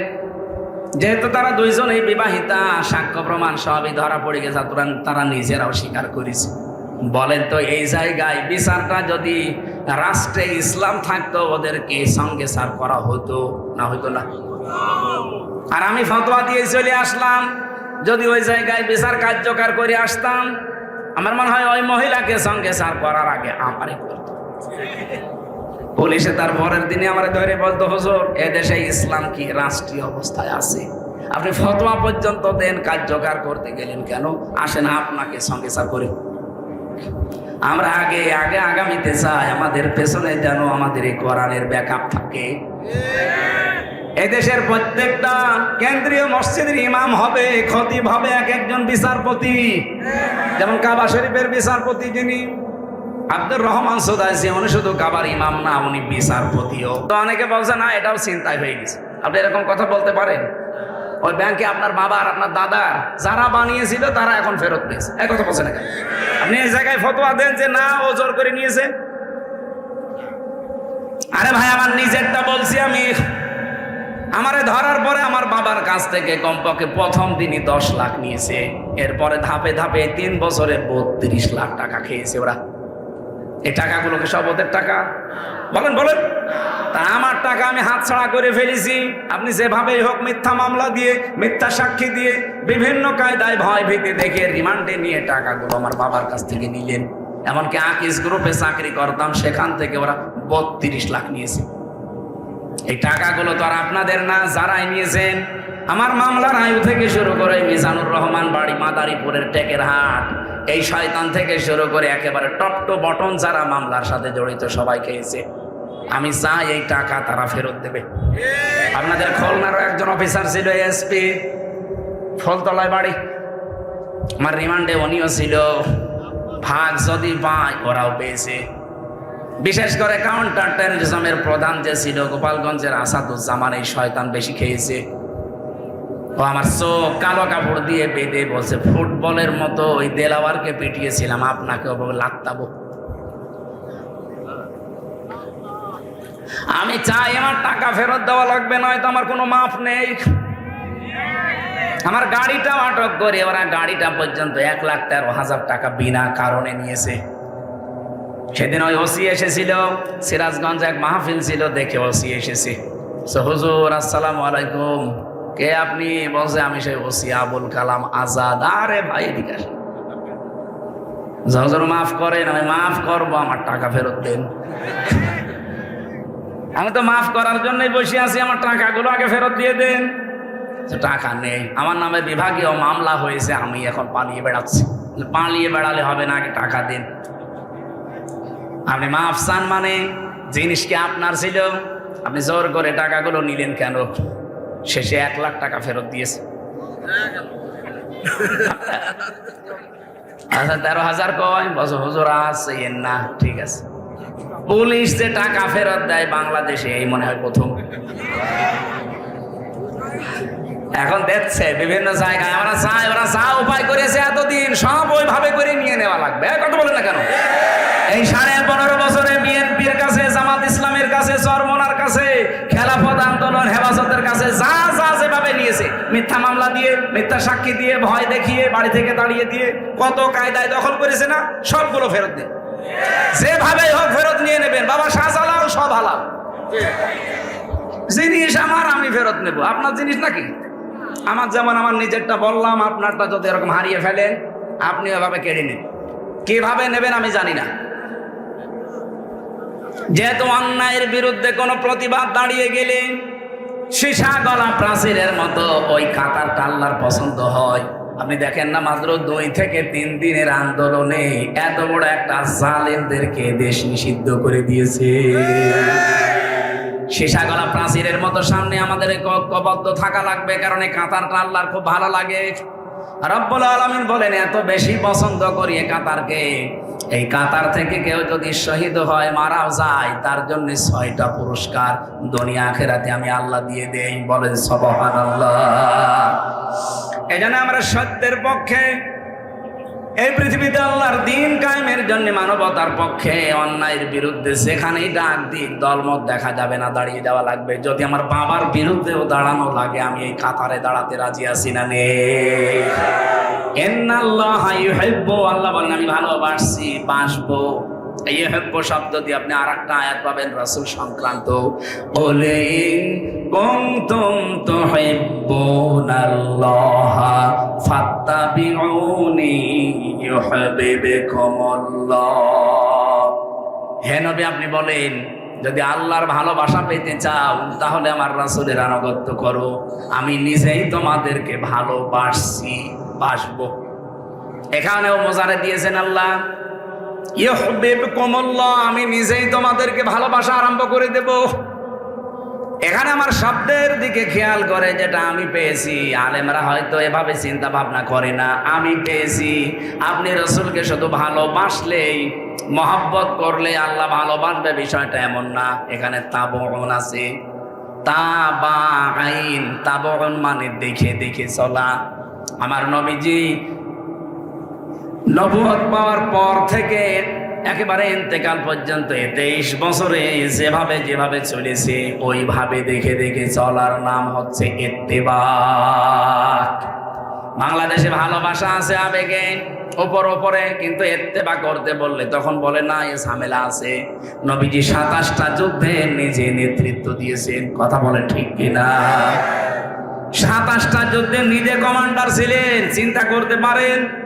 এই কাতারগুলো আল্লাহর এত পছন্দ, বিশ্ব নবী বলেন কেউ যদি এরকম কাতারে শামিল না হওয়ায় মরে যায়, মাম্মা তাওয়ালাম ইয়াগজু ওয়ালাম ইউহাদ্দিস বিহি নাফসাহু মা তাআলা শাবাতিন মিনান নিফাক। লোকটা যদি অবস্থায় মরে গেল যে জিহাদের ময়দানে কাতারে শরীক হওয়ার, আল্লাহর দিন কায়েমের কোনো চিন্তা ভাবনা তার ছিল না, আমি নবী বলছি লোকটা মারা যাবে, ও মুনাফিক হয়ে মরবে। জাতির লোকেরা মুনাফিক হয়ে মরতে চান? বলেন বলেন। এই জন্য অন্যায় যেখানে প্রতিবাদ সেখানে, এইটাই আমাদেরকে জুলাই আগস্ট শিখিয়েছে। এই কথা বলে না কেন? অন্যায় যেখানে প্রতিবাদ, আরো জোরে বলেন, অন্যায় যেখানে প্রতিবাদ। এই কাতারটা আল্লাহর এত বেশি পছন্দ হয়ে গেছে। আপনি দেখেন বনি আনম মারসুস দিয়েছে পাকিস্তান এই নামটা, আল্লাহ তাদেরকে অলরেডি বিজয় দিয়ে দিয়েছে। গরুর মদ খাওয়ায় জাতি যদি এখন বেশি এড়িতেড়ি করে, আমার মনে হয় এদের কপালে আরো দুঃখ আছে। সব মুরগির বাচ্চার মতো পড়ে মরি আছে। 6 ঘন্টার ব্যবধানে ওদেরকে, আমার মনে হয় এখন তামাম পৃথিবীর মুসলমানদের 57টা দেশ যেহেতু মুসলিম, এদের সব এই পাকিস্তানের মতো এখন এক হওয়া দরকার। ভারতে যদি একজন মুসলমানের উপর অত্যাচার হয়, ভারতকে বাংলা পৃথিবীর মানচিত্র থেকে আমরা নিশ্চিহ্ন করে দেব। এই কথা বলেন না কেন? এই দেশে আমরা হিন্দুদেরকে যেমন আমানতে রেখেছি, ভারতে মুসলমান ভাইদেরকে আমানতে রাখা লাগবে। আপনি অত্যাচার করবেন মানে পৃথিবী আপনার বাবার নাকি? পৃথিবী সবার জন্য বসবাসের উপযুক্ত জায়গা আমরা করতে চাই। যে ওরা আজকে শান্তির পথে ফিরে আসার জন্য প্রতিশ্রুতি দিয়েছে, যুদ্ধবিরতি চেয়েছে, ডক্টর মোহাম্মদ ইউনূস পর্যন্ত আজকে ধন্যবাদ জানিয়েছে, ঠিক আছে। কিন্তু আগামীতে যদি কোনো মুসলমানদের ওপরে আবার অত্যাচার করে, এই জঙ্গি, এই সন্ত্রাসী, এই গরুর মদ খাওয়া জাতির কোনো ক্ষমা নেই। এটা করাও সম্ভব। শুধু পাকিস্তানের মতো বাংলাদেশ, মুসলিম দেশ যতগুলো আছে 57টা, এই সীসা গলা প্রাচীরের মতো শুধু এক থাকা লাগবে। এই জন্য আল্লাহ দিয়েছেন কান্নাহুম বুনিয়ানুম মারসুস। এই সফ, এই কাতার এত বেশি আমার পছন্দ হয় যারা সীসা গলা প্রাচীরের মতো ঐক্যবদ্ধ হয়ে দাঁড়িয়ে যায়। এ বাংলাদেশে আমরা এরকম একটা কাতার, এরকম একটা প্রাচীর চাই। এক কথা বলেন না কেন? নারী কমিশনের মতো সামনে যদি কোনো কমিশন উল্টা পাল্টা কোন রিপোর্ট দিতে চাই, এরকম দলমত নির্বিশেষে কাতার হয়ে যাওয়া লাগবে। আর আপনি বিশ্বাস করবেন, এই কাতারকে আল্লাহ সবচাইতে বেশি ভালোবাসে। আর একটা কাতার আছে যে কাতারকে আল্লাহ খুব বেশি ভালোবাসে, ওটা নামাজের কাতার। এই জন্য নবীজি জানিয়েছেন, নামাজে দাঁড়ালে যার জন্য কাতার বাঁকা হবে, পুরা গোনা তার হবে। এমনকি নামাজে যদি কাতার বাঁকা হয়ে যায়, তার অন্তর পর্যন্ত আল্লাহ বাঁকা করে দেয়, সে আর হেদায়েত পাবে না। ও বাংলার মুসলমানেরা, আজ আমাদের দেশে যেহেতু নামাজ আছে কিন্তু নামাজের কাতার নেই। প্রশ্ন আসতে পারে, এত কাতার দিচ্ছি প্রতিদিন 5 বার করে, যে কাতার নেই মানে এ কাতার সে কাতার না। কোরআনে কারীম জানিয়েছে, ওয়াকিমুস সালাতা ওয়া আতুজ যাকাতা ওয়ারকাউ মা'আর রাকিবিন। সূরা বাকারার 43-44 নাম্বার আয়াতে আছে, এই পৃথিবীতে যারা নামাজ কায়েম করে আর যাকাত দিয়ে দেয়, আমি আল্লাহ বলছি 3 নম্বরে তাদের আরেকটা গুণ হবে, তারা রুকুকারীদের সাথে রুকু করবে কাতারবদ্ধ হয়ে জামাতে। বলেন তো, আয়াতের ভেতরে বিধান পেলাম আমরা একটা একটা করে 3টা। 1 নম্বরে ওয়াকিমুস সালাতা, যারা নামাজ কায়েম করবে, খুলনাবাসী নামাজ কায়েম করার দায়িত্ব কি আমির হামজার? কার? আল্লাহর। মানে নামাজ কায়েম করার দায়িত্ব রাষ্ট্রের।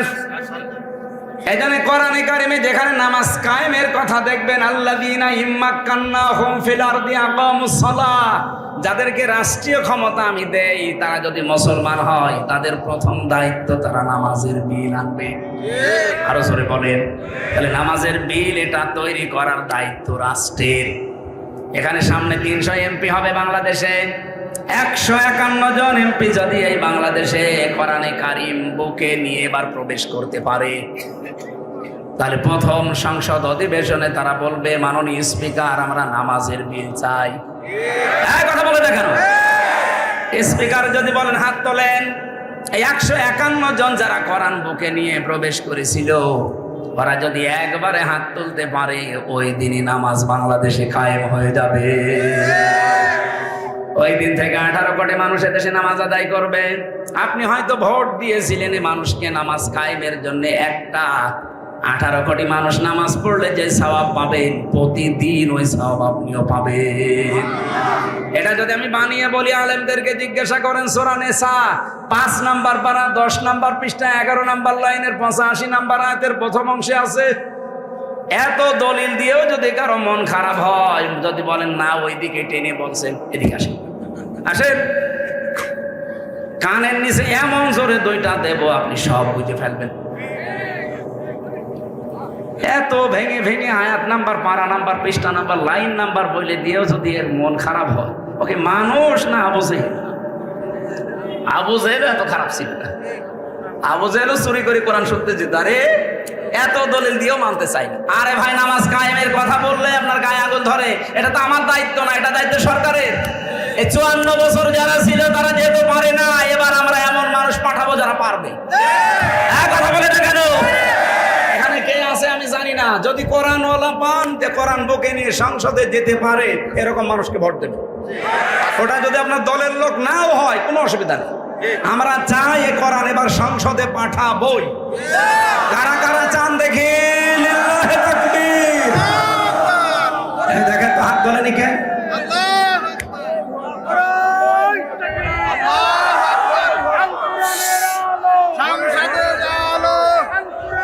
আলহামদুলিল্লাহ। এই হাত ধরে যেন আল্লাহ কবুল করেন এবার কোরআনকে সংসদে নেওয়ার জন্য। যাকাত কায়েম করা লাগবে, যাকাত দেওয়া লাগবে, এটা দায়িত্ব সরকারের। আমাদের দেশে যেহেতু এখনো পর্যন্ত এটা কায়েম হয়নি, ইসলামী ব্যাংকে যেটা চলে, মুশারাকা, মুদারাবা, মুরাবাহা, বায়ে সালাম, বায়ে ইস্তেসনা, বায়ে মুআজ্জাল, ওয়াহেদা, এবং 28টা নিয়ম আছে ইসলামী অর্থনীতিতে।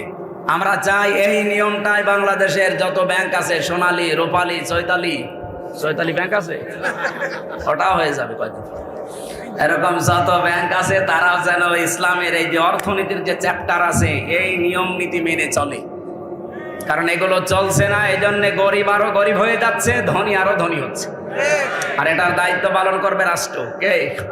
ওই সূরা হজের ওই যে 41 নম্বর আয়াতের পরের অংশে এটা আছে, আল্লাযীনা ইম্মাক্কান্নাহুম ফিল আরদি আকামুস সালাতা ওয়া আতাবুজ যাকাত। এজন্য আমাদের উচিত আছে দেবে, ওইটাই ওদের আইন। আমরাও এটাই এদেশে চাই না। এমনি অন্যায় বন্ধ হয়ে যাবে। কাতার সোজা করার শিক্ষা হচ্ছে এইটা। আজ আমরা নামাজের কাতারের শিক্ষা পরিবারে, সমাজে, রাষ্ট্রে যদি নিয়ে যেতে পারি, এই কাতারটা আল্লাহর সবচাইতে বেশি পছন্দ। এই 2টা কাতার যেহেতু আল্লাহ ভালোবাসেন, পছন্দ করেন, এই 2 কাতারে থাকতে রাজি নেই আমরা? বলেন। মেয়েরা যারা এসেছেন, স্বামীকে উদ্বুদ্ধ করবেন সৎ পথে থাকার জন্য। অবৈধ পথে যাওয়ার জন্য উদ্বুদ্ধ করলে আপনার হাসর হবে লূত নবীর স্ত্রীর সাথে। কথা বলেন না কেন? আমার এলাকার একটা ঘটনা আমি পড়েছিলাম, দেখেছিলাম নিজে। এই লোকটার কোনো কাজ কারবার ছিল না। তার বউটাও বাজার করে জোয়া খেলে, বাজার থেকে এই যে তাস খেলে, জোয়া খেলে টাকা পেয়েছে, বাড়িতে বাজার করে নিয়ে গেছে 2 ব্যাগ। ওর বউ ডাক দিয়ে বলছে, দেখো কোথায় পেলে? ও সরাসরি বলেছে, আমি জোয়া খেলেছি। বউ বলে, না, পেটে আমার এখন যে সন্তান আছে, এই সন্তান এখনো পর্যন্ত পরিপক্ক হয়নি, এটা আমি ফেলেও দিতে পারি। কিন্তু তুমি যে হারাম খাবার নিয়ে আসলে এইটা খেয়ে যেটা আসবে এটা জন্মগতভাবে হারামজাদা হবে। কথা বলেন না কেন?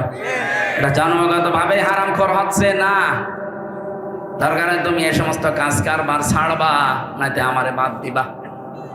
কয়েক মাসের ভেতরে সে পরিবর্তন হয়ে নিজেকে কন্ট্রোলে নিয়ে এসেছে, এখন কাজ করে খায়।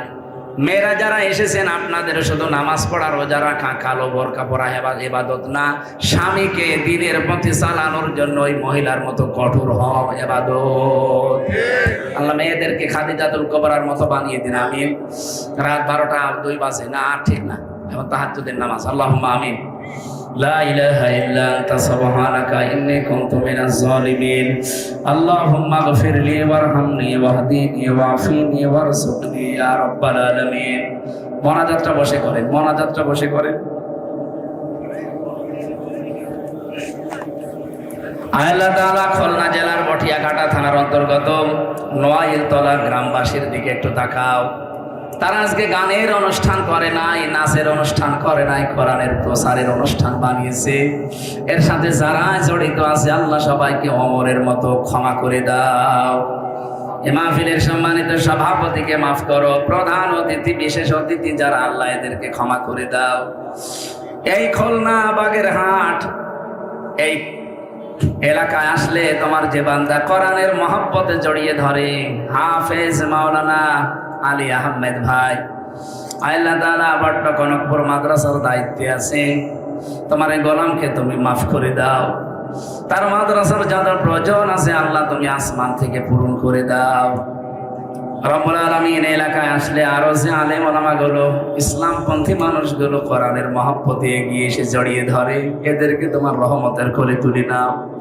সম্মানিত মা বোনদেরকে তুমি খাদিজাতুল কুবরার মতো বানিয়ে দাও, তারা যেন স্বামীকে দিনের পথে চালাতে চেষ্টা করে, সেই তৌফিক দাও। আগামীর বাংলাদেশ তুমি কোরআনের হাতে তুলে দিও। আল্লাহ চর্মচোখে যেন দেখতে পায় এই দেশটা তোমার কালাম দিয়ে চলছে। এই খুলনা বটিয়াঘাটা নোয়াইলতলা এলাকার যত মানুষ কবরে আছে, কোরআনের এই ইজ্জতে তুমি তাদের চিরতরে মাফ করে দাও। জালেমদের 3টা বছর টর্চারে আমি অসুস্থ হয়ে গেছি, আল্লাহ তুমি আমাকে আগের অবস্থায় আবার ফিরিয়ে দাও। আমার শরীরটা সুস্থ রাখো, কণ্ঠটা ভালো রাখো। দুনিয়ার যত বিপদ আপদ আছে আল্লাহ তুমি দূর করে দাও। আল্লাহুম্মা গফিরলি ওয়ারহামনি ওয়াহদিনি ওয়াফিনি ওয়ারযুকনি ইয়া রাব্বাল আলামিন। এই মাহফিলের যত স্বেচ্ছাসেবক দেখলাম যারা অ্যাক্টিভ হয়ে কাজ করছে, এদেরকে যে মা পেটে নিয়েছে মায়ের পেট তুমি ধন্য করে দাও। প্রশাসনের যারা দায়িত্বে আছে তাদেরকেও কবুল করো আল্লাহ। দেশটা সুখ শান্তি সমৃদ্ধি দিয়ে ভরে দাও। আল্লাহুম্মা আনসুর ফি ইখওয়ানানা পাকিস্তান, আল্লাহুম্মা আনসুর ইখওয়ানানা ফিলিস্তিন, আল্লাহুম্মা আনসুর ইখওয়ানানা হিন্দুস্তান, আল্লাহুম্মা আনসুর ইখওয়ানানা বাংলাদেশ। আলহামদুলিল্লাহি রাব্বিল আলামিন। মরণের সময় যেন এই কথা একবার হলেও বলতে পারি, লা ইলাহা ইল্লাল্লাহু মুহাম্মাদুর রাসূলুল্লাহ।